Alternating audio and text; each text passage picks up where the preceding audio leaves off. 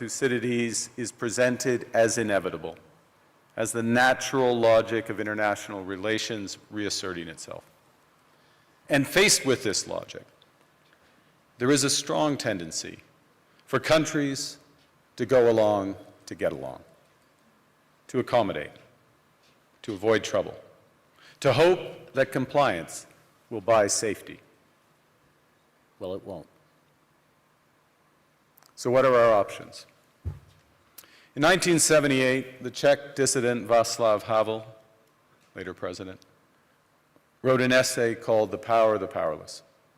And in it, he asked a simple question: how did the communist system sustain itself?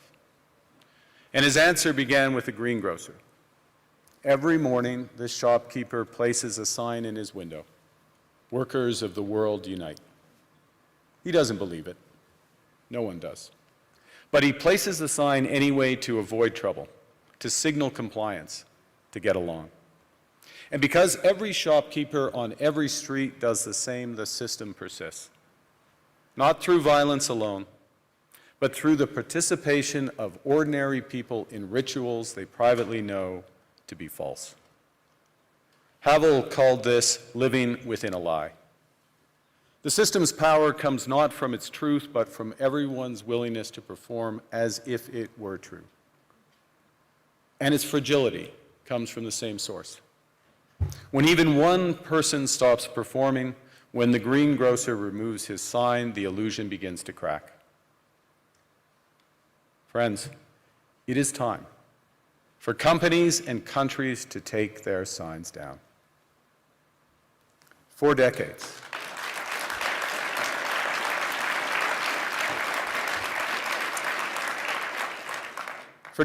countries like Canada prospered under what we called the rules-based international order. We joined its institutions, we praised its principles, we benefited from its predictability. And because of that, we could pursue values-based foreign policies under its protection. We knew the story of the international rules-based order was partially false, that the strongest would exempt themselves when convenient, that trade rules were enforced asymmetrically. And we knew that international law applied with varying rigor depending on the identity of the accused or the victim. This fiction was useful, and American hegemony in particular helped provide public goods, open sea lanes, a stable financial system, collective security, and support for frameworks for resolving disputes. So we placed the sign in the window. We participated in the rituals, and we largely avoided calling out the gaps between rhetoric and reality. This bargain no longer works. Let me be direct. We are in the midst of a rupture, not a transition. Over the past 2 decades, a series of crises in finance, health, energy, and geopolitics have laid bare the risks of extreme global integration. But more recently, great powers have begun using economic integration as weapons. Tariffs as leverage, financial infrastructure as coercion, supply chains as vulnerabilities to be exploited. You cannot live within the lie of mutual benefit through integration when integration becomes the source of your subordination. The multilateral institutions on which the middle powers have relied, the WTO, the UN, the COP, the architecture, the very architecture of collective problem solving are under threat. And as a result, many countries are drawing the same conclusions, that they must develop greater strategic autonomy in energy, food, critical minerals, in finance, and supply chains. And this impulse is understandable. A country that can't feed itself, fuel itself, or defend itself has few options. When the rules no longer protect you, you must protect yourself. But let's be clear-eyed about where this leads. A world of fortresses will be poorer, more fragile, and less sustainable. And there's another truth. If great powers abandon even the pretense of rules and values for the unhindered pursuit of their power and interests, the gains from transactionalism will become harder to replicate. Hegemons, cannot continually monetize their relationships. Allies will diversify to hedge against uncertainty. They'll buy insurance, increase options, in order to rebuild sovereignty. Sovereignty that was once grounded in rules but will increasingly be anchored in the ability to withstand pressure. This room knows this is classic risk management. Risk management comes at a price. But that cost of strategic autonomy, of sovereignty, can also be shared. Collective investments in resilience are cheaper than everyone building their own fortresses. Shared standards reduce fragmentations. Complementarities are positive sum. And the question for middle powers like Canada is not whether to adapt to the new reality, we must. The question is whether we adapt by simply building higher walls or whether we can do something more ambitious. Now, Canada was amongst the first to hear the wake-up call, leading us to fundamentally shift our strategic posture.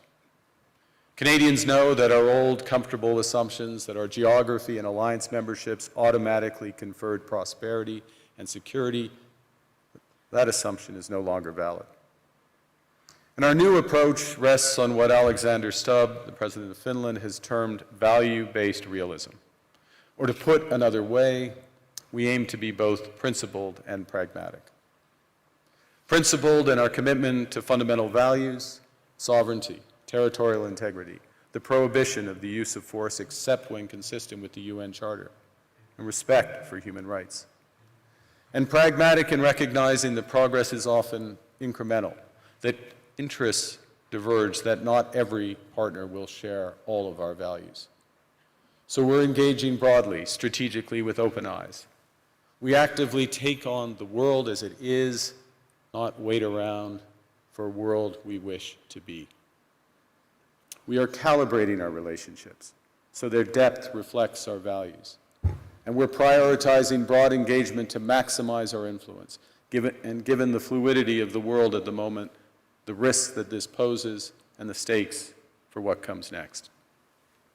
And we are no longer just relying on the strength of our values, but also the value of our strength. We are building that strength at home. Since my government took office, we have cut taxes on incomes, on capital gains, and business investment.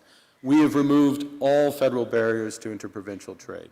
We are fast-tracking $1 trillion of investments in energy, AI, critical minerals, new trade corridors, and beyond.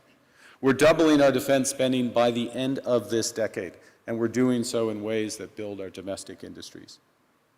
And we are rapidly diversifying abroad. We've agreed a comprehensive strategic partnership with the EU, including joining SAFE, the European Defense Procurement Arrangements. We have signed 12 other trade and security deals on 4 continents in 6 months.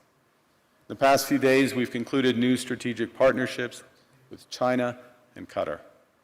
We're negotiating free trade pacts with India, ASEAN, Thailand, Philippines, and Mercosur. We're doing something else. To help solve global problems, we're pursuing variable geometry. In other words, different coalitions for different issues based on common values and interests. So on Ukraine, we're a core member of the Coalition of the Willing and one of the largest per capita contributors to its defense and security. On Arctic sovereignty, we stand firmly with Greenland and Denmark and fully support their unique right to determine Greenland's future.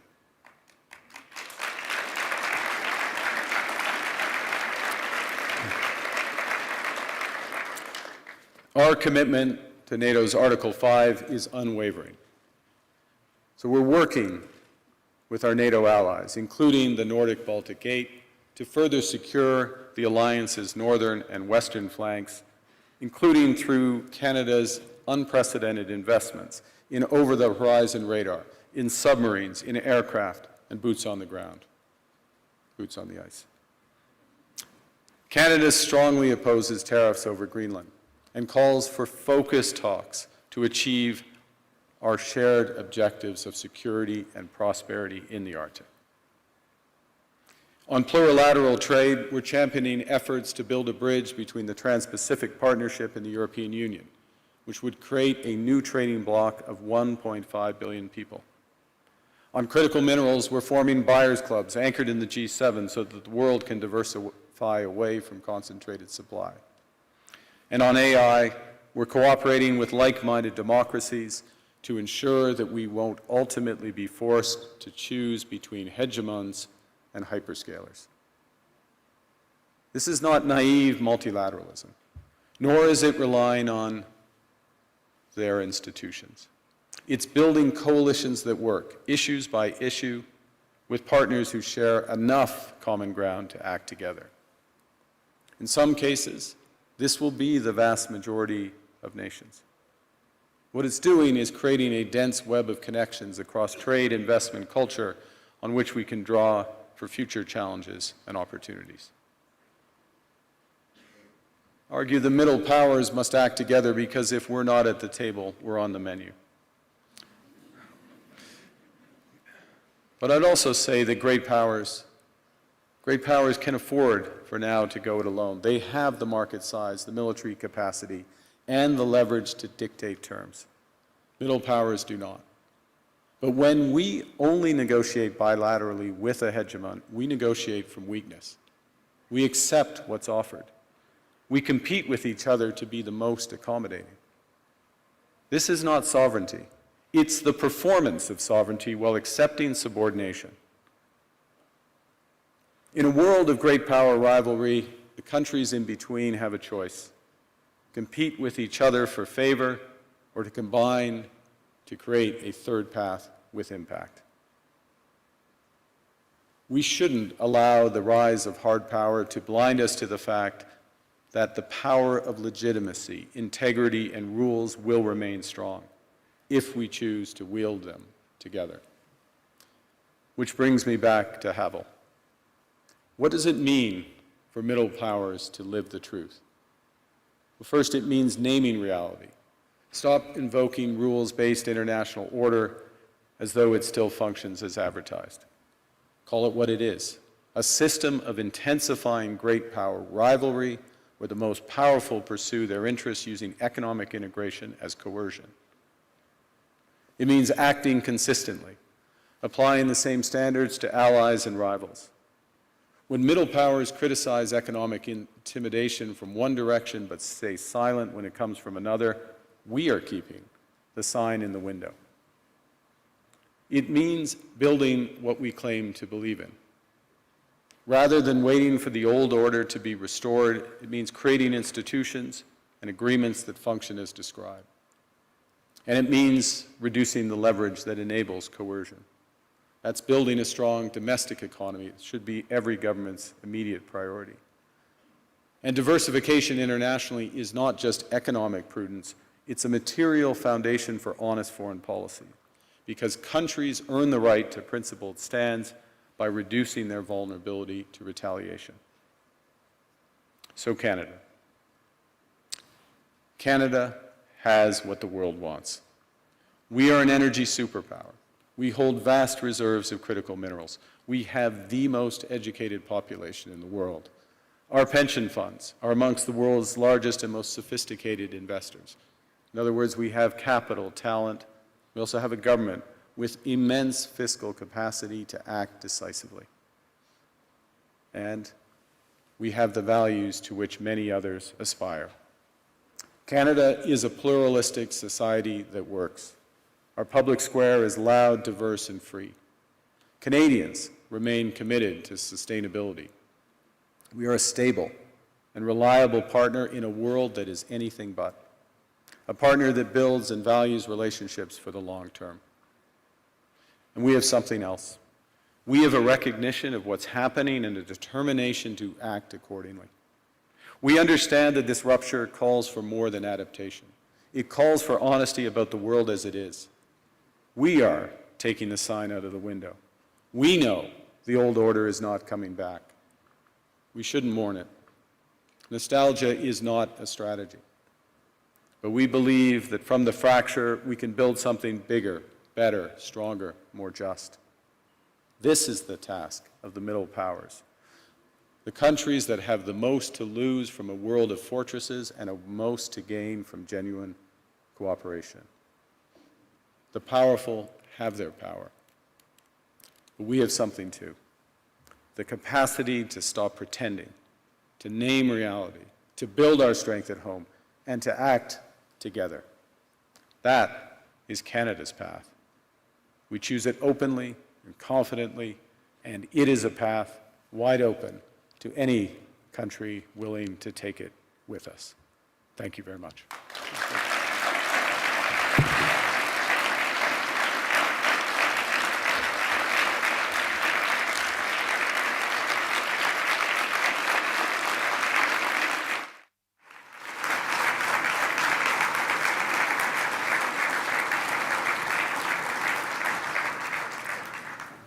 Well, thank you, Prime Minister. I don't think I've seen many standing ovations at Davos, so that was interesting. You said, there was a phrase in your speech where you said sovereignty now is the ability to withstand pressure. Isn't Canada almost uniquely vulnerable to pressure because of the extent of your trade dependence on the United States?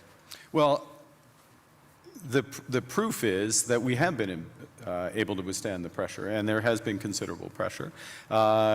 I'll give you a couple of facts. We've actually created more jobs since the tariffs were put on than the United States in absolute number.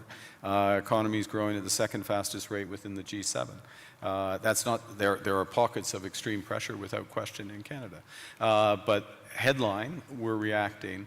The second thing, and it's a fundamental point, is the recognition that we can give ourselves far more than any foreign country can take away. There's lots of efficiencies in having one Canadian market, the $1 trillion of domestic investment, and building these partnerships abroad, all of which are bigger returns than what's been lost. That's not to say we would rather not lose it, but we can withstand the pressure, and we are.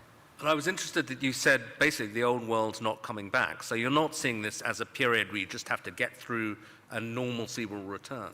I think that is our view, and we regret it, but we're not going to sit around and mourn it. We're acting, and we're acting in a way both that's in our interests, but we believe in a way with others that's building imperfectly in steps a new system. I'll give you one example in handback, which is we are members of trade agreements that comprise already 1.4 billion people around the world. So we have the most extensive network. We are trying with others to bring some of those networks together. The most prominent example is the Trans-Pacific Partnership in the EU, acting as a bridge. It's not a direct benefit for Canada, but it is a benefit for Canada that these groups come together, and Ngozi is here, consistent with the WTO rules, both of which are, and in that way we're building back out amongst willing partners. And you talked about the need not to put the sign in the window anymore, to pretend that things are still the same. Do you think, to put it directly, that the NATO alliance is still doing that, still pretending it's the old transatlantic partnership, when it's really kind of going? Well, I think clearly NATO is experiencing a test right now, and the first response to that test has to be to respond in a way that ensures the security of the Arctic in a robust way for all possibilities. This is actually a point that we have been making in recent years. It's a point that I made at the NATO summit back in June, which seemed like a pledging summit, but also was to get NATO policies in the right direction. So I think in the immediate term, one of the imperatives is to reinforce things that Canada is doing, Nordic Baltic 8 are doing, the UK are doing, other NATO partners, France included, in a comprehensive way that provides much greater security in the Arctic. This is the test, and so I wouldn't say the NATO sign stays in the window, but we've got to meet the moment of that. You also, a big theme of your speech was the need for middle powers to work together. But you've just been to the other great power, to China. And I think people are very intrigued by seeing that meeting. And some people say, kind of, that's a mistake, really, because You know, you're going to make yourself more dependent on China. They're not that benign either. The US will be very annoyed. What's the defense of what you're doing, and what do you hope to get out of it? Well, the first thing is to say it's not a defense. It's an. I know the way you framed the question, but it's offense. It's building out. It's something positive as opposed to against. We're for something as opposed to being against. The second is there are very clear guardrails in that relationship. I spoke of calibration of relationships in my remarks. That's what I mean by it. But within those clear guardrails are huge opportunities in energy, both clean and conventional, obviously in motor vehicles, in agriculture, in financial services, all of which is mutually beneficial. So it's additive, and look, it's the second largest economy and it's our second largest trading partner. We should have a strategic partnership with them within those guardrails, and that's what we've achieved. And it is an interesting reversal, though, because I think certainly during the Biden administration, there was this sense that the Western world was trying to decouple from China, or de-risk at least, and is now in this new world that really going to go into reverse, and de-risking from China because there are other risks is less of a thing. You need, again, many in this room, this is their livelihood, you need a web of connections. And to miss out in that web some of the largest ones, United States, we already have that, China, India, Mercosur, European Union, that's a mistake. That's not managing your relationships properly. That makes you stronger, makes you more resilient. And then on top of that, I'll give you again, I'll appeal since it's in the headlines to the Nordics. Nordics plus Canada, it's 20% of global GDP. It's not the first thing people would realize. But that relationship, which is deepening for security reasons, because we're like-minded, those are the types of partnerships that I think we'll see more of. And you got a round of applause when you said something strong about standing on principle on Greenland. Do you think we can find an off-ramp on that? I mean, I'm sure you'll speak of it, but put it this way, if there isn't an off-ramp, where does this go? I strongly believe that there's a better outcome that come from the discussions that have been catalyzed in an unusual way, admittedly, but and we absolutely stand by the principles that I referenced. That solution starts with security, and it's security, yes, of Greenland, but more broadly of the Arctic. Canada is foursquare contributing to that. We're at the start of a major ramp up above and beyond, so we'll be a major contributor to that. NATO has to deliver on that. We're working intensively in order to do it. As well, prosperity for the people of Greenland. In the end, it comes back to the people there, and there are opportunities to do that in ways that would strengthen all of the alliance. And when President Trump says, oh, you know, Greenland's under threat from Russia, even from China, is that for real? I would say that there are threats. Russia is without question a threat in the Arctic, without question. Russia does lots of horrible things, and I'll take the opportunity to condemn their unjustified and horrific assault on Ukraine, almost at its fourth year. They are a real threat in the Arctic, one against we need to protect, which is why we have 364 5-day air, sea, and land presence. It's why we're adding to our submarine fleet, adding to our air fighter fleet, why we're building out over-the-horizon radar to protect from Russian missile threats and others, and why we will work with our NATO partners. The threat is more prospective than actual at this stage in terms of actual activity in the Arctic, and we intend to keep it that way. Another big issue that's going to come up this week is this board of peace that President Trump is keen on. I'm not sure whether it's for Gaza or for the entire world, but apparently Canada's been invited. Are you going to join? We have been invited, and let me start by, I think we should recognize the progress that has been made in at least getting towards the end of the first phase of this process. And the activation, if I can put it that way, of the process to set up the Board of Peace is the start of phase 2. Our view is, and that's to be welcomed, and this is a positive vehicle. Our view is we need to work on the actual structure of the vehicle. You just referenced, is it for Gaza? Well, the UN resolution, Security Council Resolution 2803, references a border peace for Gaza. That's where we see it becoming immediately operative, and it needs to be, in our view, it's better to be designed in that way for the immediate needs there. There are many other needs around the world, first point. Second point, it needs to coincide with the immediate full flow of humanitarian aid into Gaza. We are still not where we need to be. Conditions still are horrific. So that needs to come alongside. We think there's aspects of the governance and the decision-making process that could be improved, but we will work with others, obviously work with the United States, because we will do anything that we can to improve the situation, the horrific situation there, and to move onto a path to a true two-state solution. There's a suggestion you can get permanent membership of the Board of Peace by ponying up $1 billion. You going to write a check for that? We would write checks and deliver in kind to improve the welfare of the people of Palestine.